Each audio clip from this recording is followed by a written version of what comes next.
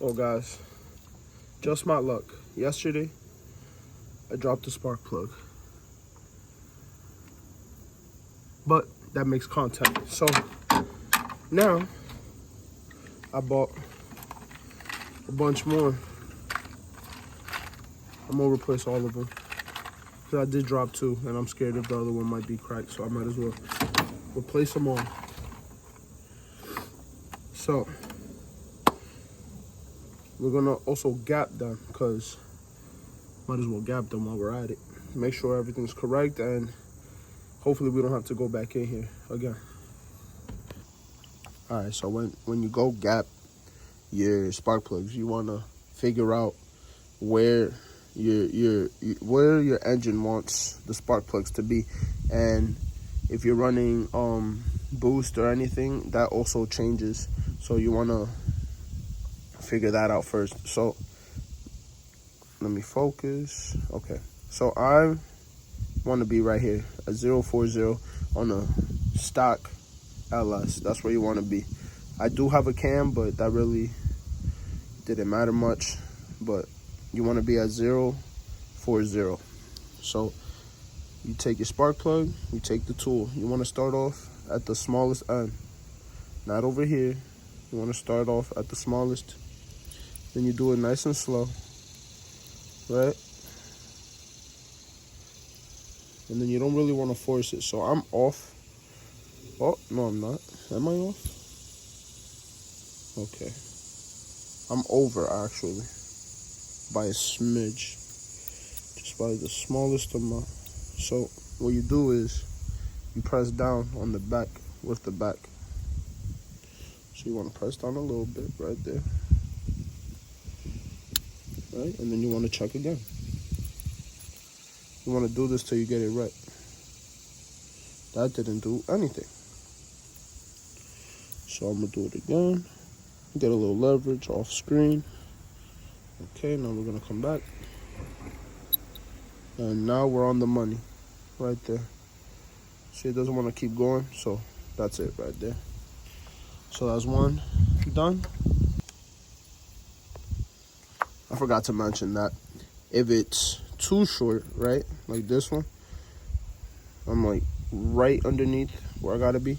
If it's too short, you use this, the gap opener, right?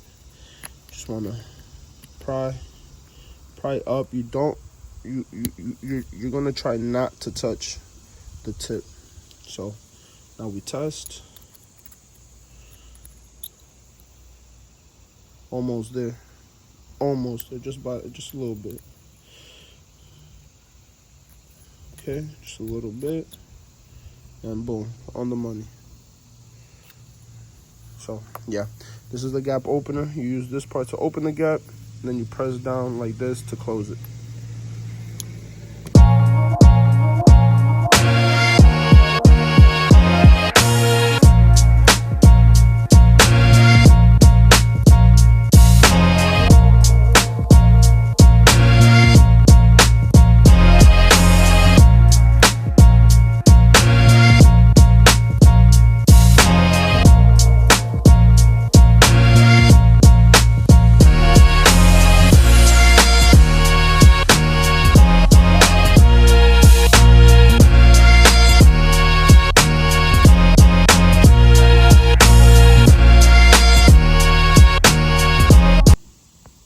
So I'm done with both sides, but let's check out the gaps on the passenger side.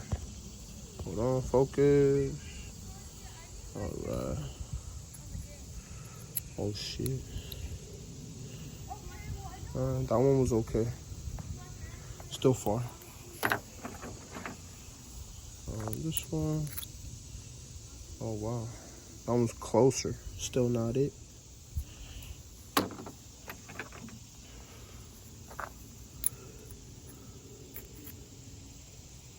Alright, that one's off as well.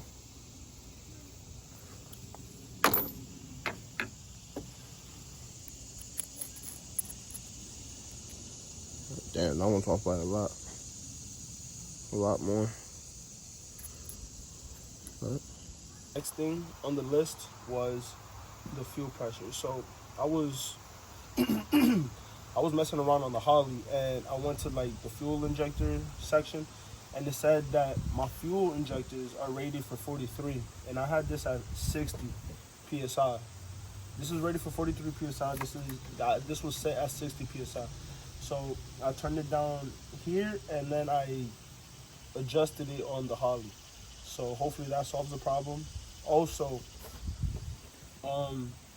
the reason why I broke the spark plug to begin with was I was in here checking the spark plugs to see if anything was wet.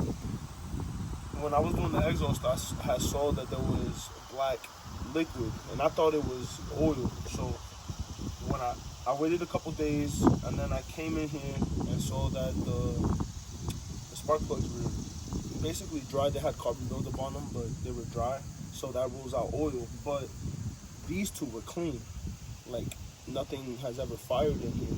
So now I want to check if these fuel injectors are even getting a signal. So that's something that I'm gonna have to do as well.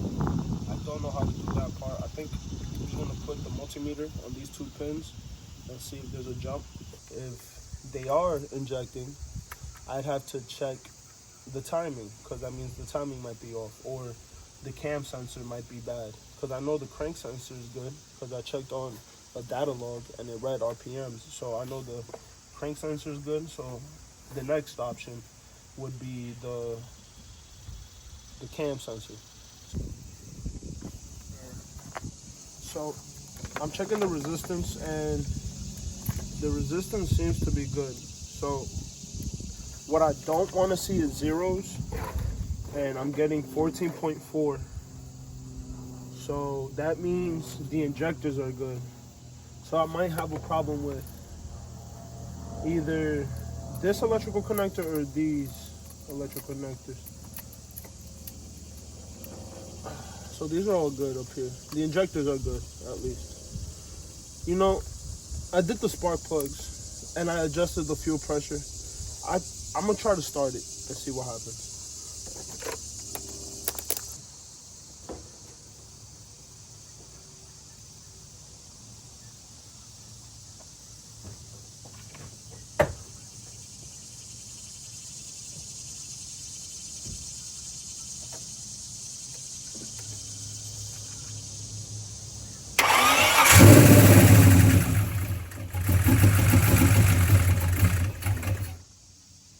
So it started, but the problem is it died right away. I didn't want to force it either.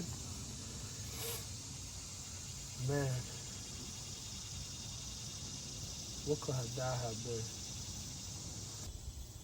Alright, so I adjusted the throttle body a lot, so that's how much more open it is.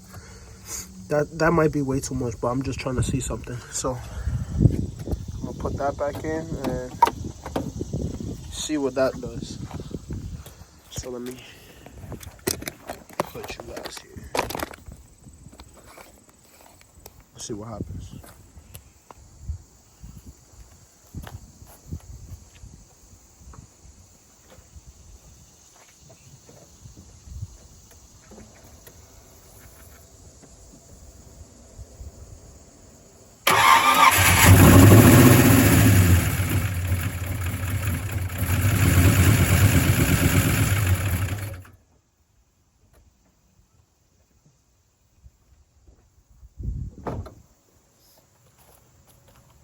Alright, so it stood on for longer. So what I'm gonna do, I'm gonna open it up even more. Alright, so now it's way more open. About the thickness of this little guy. Let's see what that does. Alright, so I was having a problem with the cable to the starter. It was a little loose. I tightened it up. Now let's go check.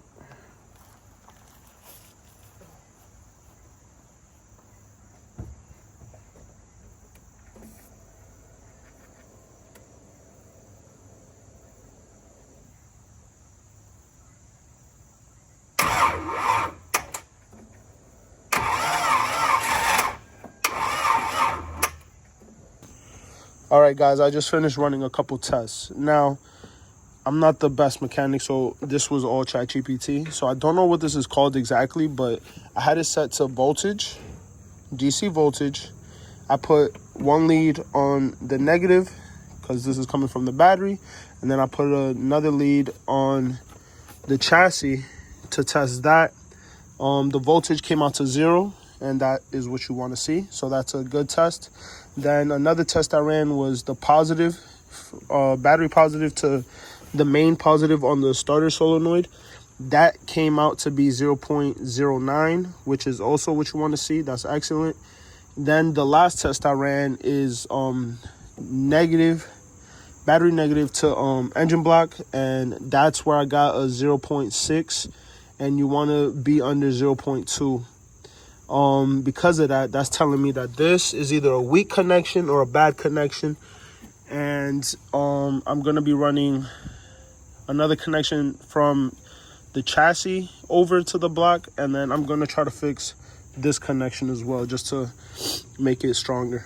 It did start when I opened this up, but it was revving way too high, so I closed it just a little tiny bit, very small amount. I closed it up, and it was running good too. It was just revving way too high, so I turned that down. So now it's I'm just gonna focus on this, so I'll let you guys know any updates. Let me show you guys what I did. So this is the ground. This is the new ground. It's going to, let me see, it's going right here. Can y'all see that? It's going right there. So it's coming from the back of the block to here. And I sanded it down. And it's a good ground. I'm getting the 12.8 volts. I'm getting 12.8 everywhere because I am currently charging the battery. It's on a trickle charger, so shouldn't do too much damage or any damage at all. All right, so what we're going to be looking for is a 0.02 or under, either 0.00 or 0.02 or under. Anything higher than that, like a 0.03, we have a problem, and then we'd have to continue to diagnose.